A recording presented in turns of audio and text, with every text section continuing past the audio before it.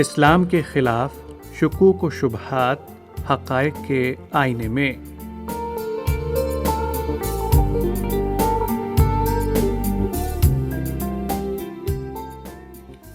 سامعین کرام، السلام علیکم ورحمۃ اللہ وبرکاتہ۔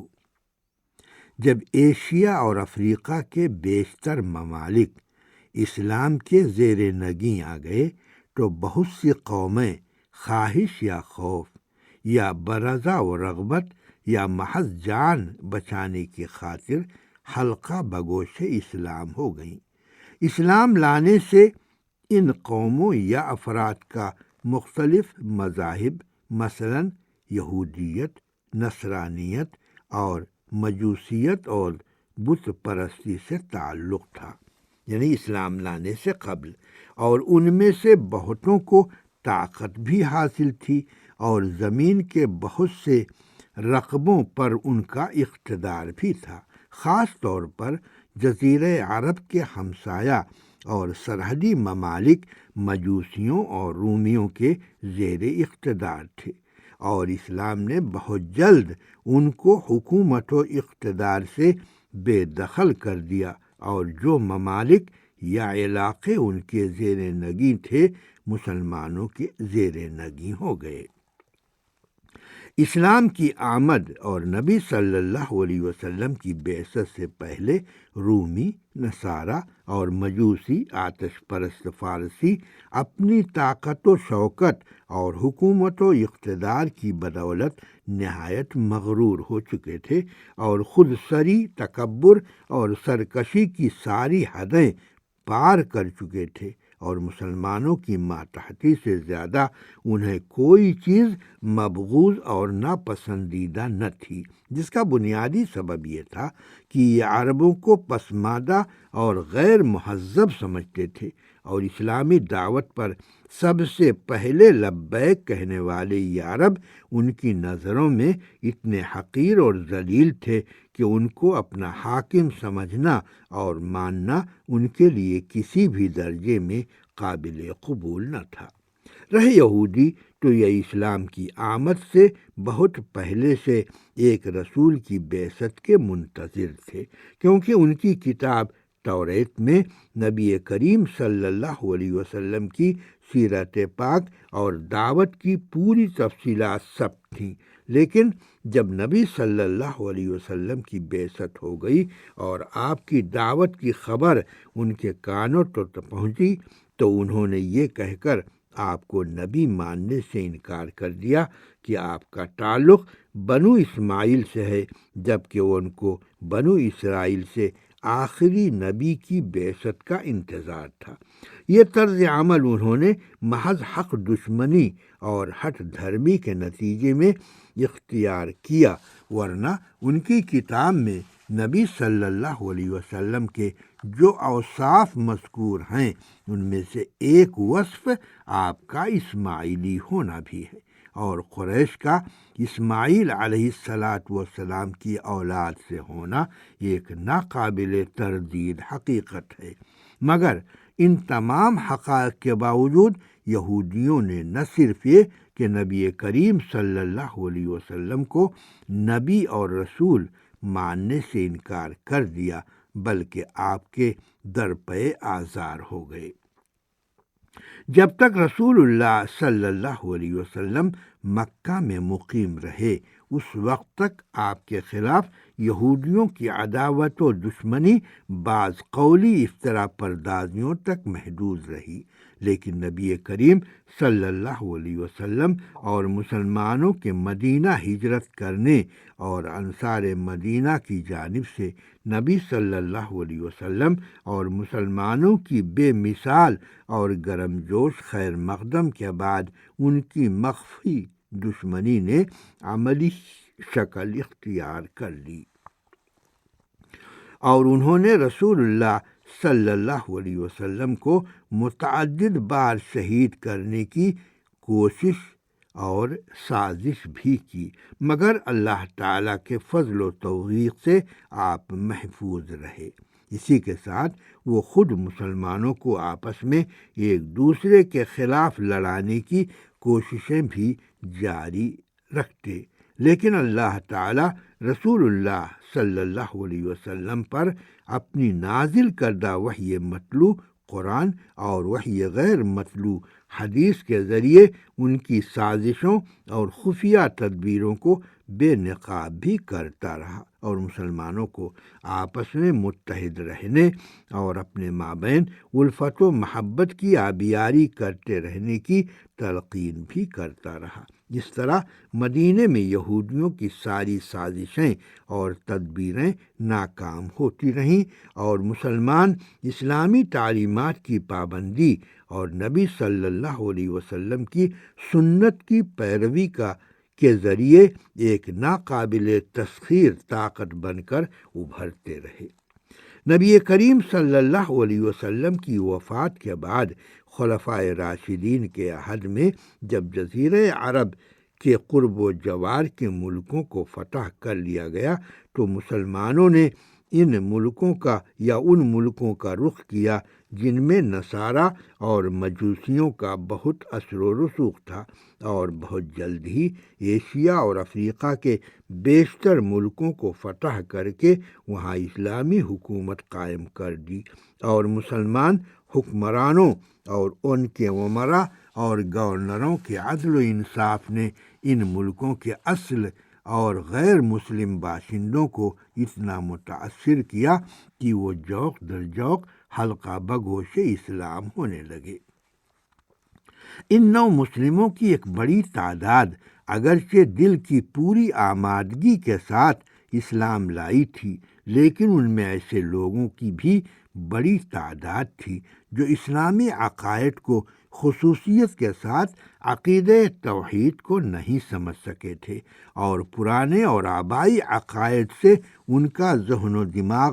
پاک بھی نہیں ہو سکا تھا۔ ان نو مسلموں میں ایسے لوگ بھی تھے جو مسلمان بن کر امت مسلمہ کے اتفاق و اتحاد کو پارا پارا کر دینا چاہتے تھے۔ ان کے لیے طاقت کے زور پر مسلمانوں سے ٹکر لینے کا تو کوئی موقع باقی نہیں رہ گیا تھا، اس لیے ان کے سامنے اس سے زیادہ بہتر اور کارگر کوئی اور طریقہ نہیں تھا کہ وہ مسلمانوں کے بھیس میں امت میں داخل ہو جائیں اور سازشوں کے ذریعے اپنے جیسے دوسرے نو مسلموں کو اپنا آلۂ کار بنائیں۔ ان ناپاک مقاصد میں ان کو یہودیوں، نصارہ اور مجوسیوں کا مکمل تعاون بھی حاصل تھا۔ وہ یہ جانتے تھے، بلکہ ان کو یہ یقین تھا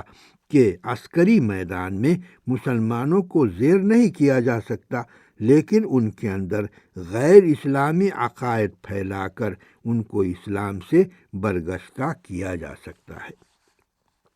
مسلمانوں کی غیر معمولی رواداری اور مسلم معاشروں میں بے مثال امن و امان کے نتیجے میں بظاہر مسلمان اور بباطن اسلام کے دشمن مکہ، مدینہ اور دوسرے اسلامی شہروں میں پھیل گئے، اور یہودیوں، مجوسیوں اور نصارہ کی تخریبی سازشوں اور تدبیروں کو عملی جامہ پہنانے کا آغاز خلیفہ دوم عمر بن خطاب رضی اللہ عنہ عہد کے آخری مرحلے میں ہو گیا تھا، اور عمر بن خطاب رضی اللہ عنہ کی شہادت کا المناک واقعہ انہی سازشوں کا نتیجہ تھا، اور ان کو زخمی کرنے والا ابو لولو فیروز تھا، جو اصلاً مجوسی یعنی آتش پرست تھا اور روم میں سکونت پذیر رہ چکا تھا۔ عمر رضی اللہ عنہ کے بعد عثمان بن عفان رضی اللہ عنہ کے ہاتھ پر بطور خلیفہ مسلمانوں نے بیعت کی، جن کے عہد خلافت کی ابتدائی 6 برس تو نہایت امن و امان، اطمینان و سکون اور استحکام کے ساتھ گزرے۔ خلافت کی بنیادیں مستحکم رہیں۔ پھر عبداللہ بن سبا نامی یمنی یہودی نمودار ہوا، جس نے اسلام کا لبادہ اوڑھ رکھا تھا۔ اس نے کچھ اوباش نوجوانوں کو تیسرے خلیفہ راشد عثمان بن عفان رضی اللہ عنہ کے خلاف بھڑکا دیا۔ فتنہ پہلے مدینے میں شروع ہوا اور دیکھتے دیکھتے دوسرے شہر اور علاقے بھی اس کی لپیٹ میں آ گئے۔ بالآخر خلیفہ سوم کو نہایت بے دردی سے شہید کر دیا گیا، اور یہ بھیانک جرم کا ارتکاب کرنے والے یہودی سازش کے نتیجے میں مجہول اور نامعلوم رہے۔ اس طرح چہارم خلیفہ راشد علی بن ابی طالب رضی اللہ عنہ کے ہاتھ پر بیعت نہایت ہنگامہ خیز حالت میں ہوئی، اور قاتلین عثمان کی گرفتاری کا مطالبہ کرنے والوں نے ملک کے امن و امان کو نظر انداز کر کے اس مطالبے کو اتنی شدت دے دی کہ مسلمانوں کے درمیان دو نہایت خونی جنگیں برپا ہو گئیں، جن میں ہزاروں مسلمان شہید ہو گئے، اور بالآخر ایک خارجی نے خلیفہ چہارم علی کو بھی شہید کر دیا۔ پھر عقائدی فتنہ بھڑکا دیا گیا، اور ایک مجوسی نے جو بظاہر مسلمان تھا، جس کا نام سیسوہ تھا، اس نے تقدیر کے انکار کا اعلان کر دیا۔ عام طور پر تقدیر کے اس منکر کا نام معبد جوہنی بصری بتایا جاتا ہے، مگر در حقیقت یہ آواز اٹھانے والا سیسوہ ہی تھا۔ ہو سکتا ہے کہ معبد جوہنی نے اس کو پھیلانے میں نمایاں کردار ادا کیا ہو، جس کو اس بدعقیدگی کی سزا عبد الملک ابن مروان نے سن 80 میں قتل کر کے دی۔ جنگ صفین میں تحکیم کے نتیجے میں خوارج کا فرقہ ایک سیاسی اور عقائدی فرقے کی شکل میں ابھرا، اگرچہ یہ فرقہ نبی کریم صلی اللہ علیہ وسلم کے آخری عہد میں پیدا ہو گیا تھا۔ یہ ظاہری طور پر اسلام لانے والے بدویوں کی شکل میں ظاہر ہوئے، اور صفین کے بعد انہوں نے شدت اختیار کر لی اور اپنے سوا دوسرے مسلمانوں کو کافر قرار دینے لگے، اور ان کو گردن زدنی قرار دے کر بے شمار مسلمانوں کو شہید کر دیا گیا۔ اباضیہ کے نام سے خوارج کا فرقہ آج بھی موجود ہے، اور قدیم خوارج کے طریقے پر اپنے سوا تمام مسلمانوں کو کافر کہتا ہے۔ پھر تشیع کا نعرہ بلند کیا گیا اور تشیع کا نعرہ لگایا گیا۔ یہ نعرہ بھی دراصل یہودیوں اور مجوسیوں نے لگایا تھا۔ آغاز امر میں انہوں نے یہ دعویٰ کیا کہ رسول اللہ صلی اللہ علیہ وسلم نے علی ابن ابی طالب رضی اللہ عنہ کو اپنا وصی یعنی جانشین مقرر کیا تھا، لیکن مسلمانوں نے اتفاق کر کے سازش کر کے نبی صلی اللہ علیہ وسلم کی اس وصیت کو چھپا دیا اور ابو بکر رضی اللہ عنہ کو خلیفہ بنا لیا۔ یہ جھوٹا دعویٰ کرنے والے اصلاً یہودی تھے، اور ان کو نہ علی رضی اللہ عنہ عزیز تھے اور نہ کوئی اور، لیکن اس کے پردے میں وہ اسلام اور مسلمانوں کے خلاف جنگ کی آگ بھڑکانا چاہتے تھے، جس میں وہ بڑی حد تک کامیاب رہے۔ موجودہ وقت میں پائے جانے والے شیعہ دراصل یہودی ہیں، جنہوں نے حب علی کے پردے میں مسلمانوں کے اندر جگہ بنا لی ہے، اور ان کا بنیادی مقصد اہل سنت و جماعت کی طاقت و شوکت اور اتفاق و اتحاد کو کمزور کرنا ہے۔ بعد میں شیعہ نے یہ دعویٰ کرنا شروع کر دیا کہ قرآن محفوظ نہیں ہے، بلکہ اس میں تحریف اور تبدیلی کی گئی ہے، اور اس میں اضافہ اور کمی بھی کر دی گئی ہے، اور علی ابن ابی طالب رضی اللہ عنہ کے مناقب و فضائل سے متعلق آیات کو حذف کر دیا گیا ہے۔ یہودی جو قرآن کی روح سے تورات میں تحریف کے مرتکب ہو چکے ہیں، ان کے ذریعے قرآن میں تحریف کا دعویٰ تعجب خیز نہیں ہے۔ حقیقت یہ ہے کہ شیعہ اور یہودیوں کی خصلتوں میں بڑا اشتراک ہے۔ شیعوں کا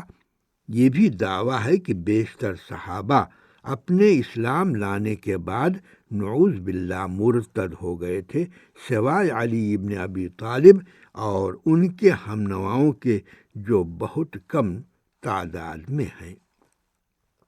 شیعہ اپنے مقاصد اور اغراض و مقاصد کو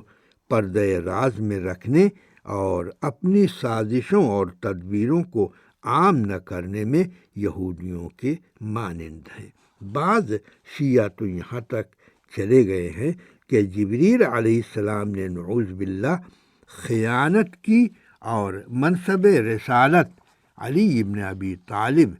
کے سپرد کرنے کے بجائے محمد بن عبداللہ صلی اللہ علیہ وسلم کے سپرد کر دیا۔ قرآن پاک میں جبریل علیہ السلام کے جو اوصاف بیان کیے گئے ہیں ان کے سر فہرست ایک صفت امانت ہے، اور ان کا لقب امین قرار دیا گیا ہے، اور ان کو خائن قرار دینے والے جہاں قرآن کے منکر قرار پائے وہیں وہ جبریل علیہ السلام کی عداوت اور دشمنی میں یہودیوں کے مانند ہیں۔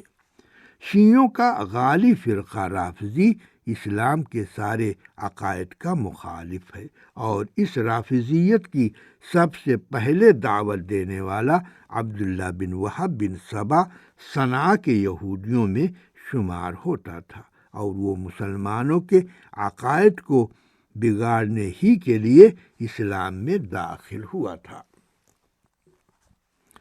چنانچہ اللہ تعالیٰ کی صفات کا انکار کرنے والا جعد بن درہم دراصل یہودی تھا،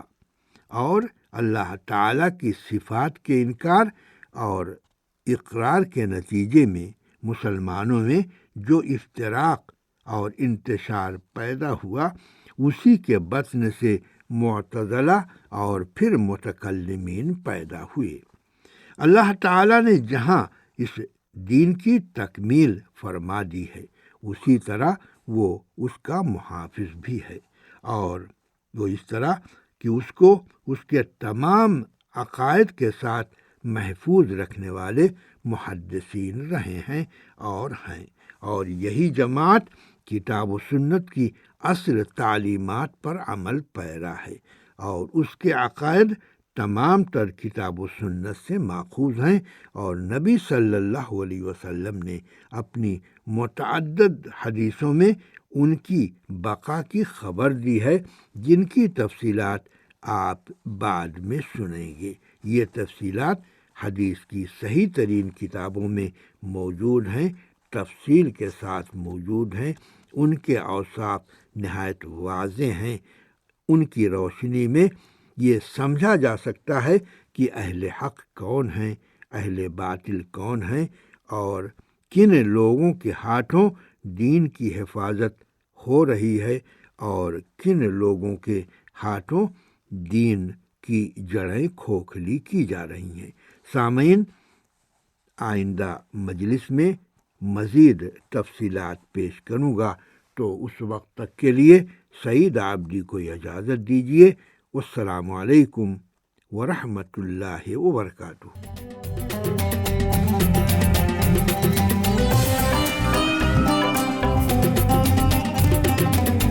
سعودی عالمی اردو نشریات